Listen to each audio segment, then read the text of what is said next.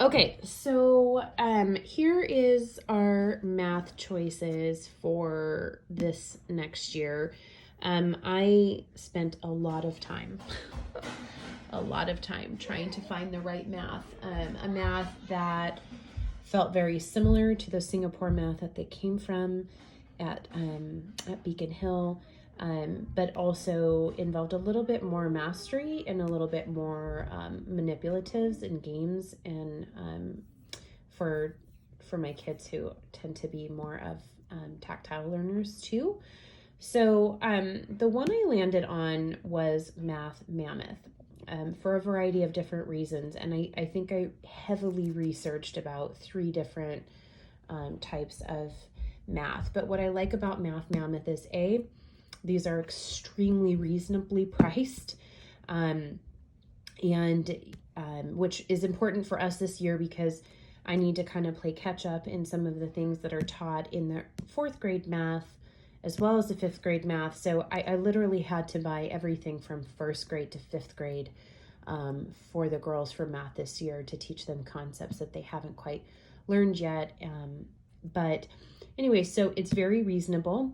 They have a work text, which is all inclusive in that all of the, there's not a separate parent workbook. It's all in here. And then they also have cumulative reviews. So they have chapter tests, end of the year tests, cumulative reviews in a small little binder, full color, which I kind of like too. What I like about Math Mammoth in particular is that it's a mastery program and a little bit of a spiral program. And what that means is that they really master the concepts before they move on to new concepts. And when they do move on to new concepts, they spiral back and learn concepts that they've learned in the past as well to kind of bring that back into their memory. What I really like specifically about Math Mammoth, which I did not see anywhere else, is that if they're struggling in a particular area, you can go onto their website and download an additional notebook. So if they're having a problem with multiplying fractions, they can go onto the website and for like $6, you get an additional workbook that will offer more opportunities to work on multiplying fractions. So it's cheap. And every time I called Rainbow Resource and talked about the math programs, when I talked to several different ladies, they all very highly recommended this program and wish they would have had it with their kids when they were younger. But in addition to Math Mammoth, and you can kind of see here, the pages are really, they're colorful, they're short, but they're easy to read. I don't look at this and think it's drudgery like I did when I was when I was younger. I struggled with math until I was in college. But what I would have appreciated, not being a math-minded person initially, was math lessons for a living education. What I love about these books is that I'm not using them for the math itself. What I'm using them for is these stories that come before every single lesson. And this happens in kindergarten math as well as all the way up. Is there stories about how these concepts play out in real life? So I can't, of course, find the one I looked at specifically, but when they were talking about adding and multiplying fractions, there was this story about a girl who was putting together a Christmas party, and she had her grandma's recipe for Christmas punch, and it was only for, I think, a serving of 4. So she had to go through and multiply the entire recipe, and add fractions, and so that she got the right quantities to make the punch for 30 people. And I just love that idea. And it also came with the recipe too, which I really, really like because my girls love to cook. So just finding things that bring math to life for them is important for both Mark and I to make sure that they have strong skills in math.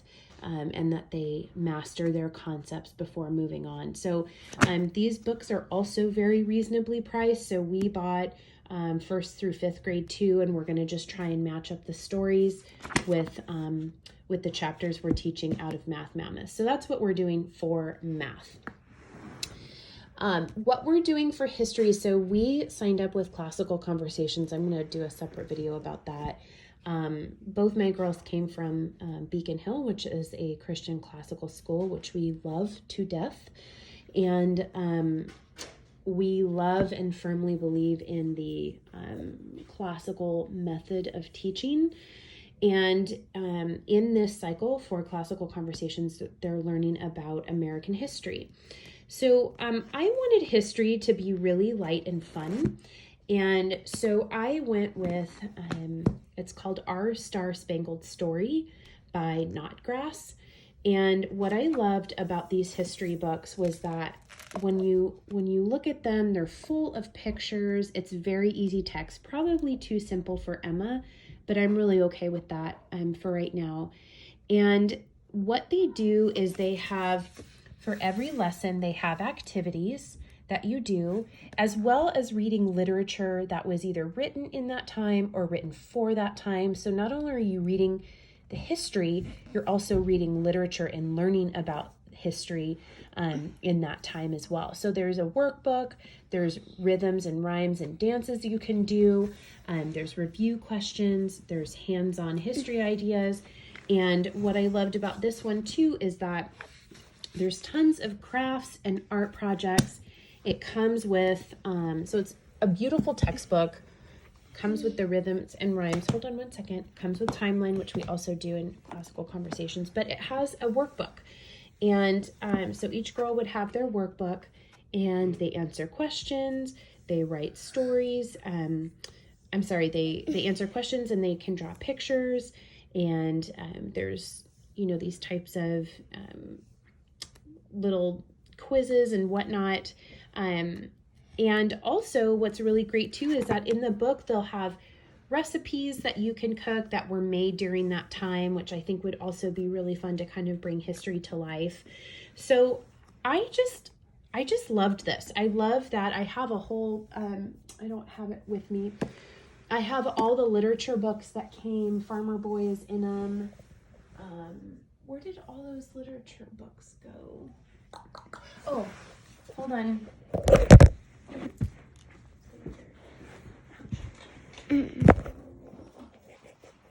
Please do not pick that up. I'm just picking it up. Okay.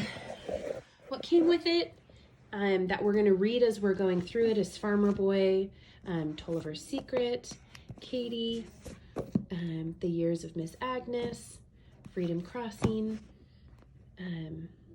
Marguerite Henry, I don't know what that is, I've never heard of it, Benjamin West and his cat, Grimalkin, I don't know. So again, history and literature, which I love, and I just love that this feels light and fun, but educational and hands-on, and very art focused and game focused, which is important to us. So anyways, that's math and history, and I will do science and language arts next. If you have any questions, don't hesitate to reach out. Thanks, bye.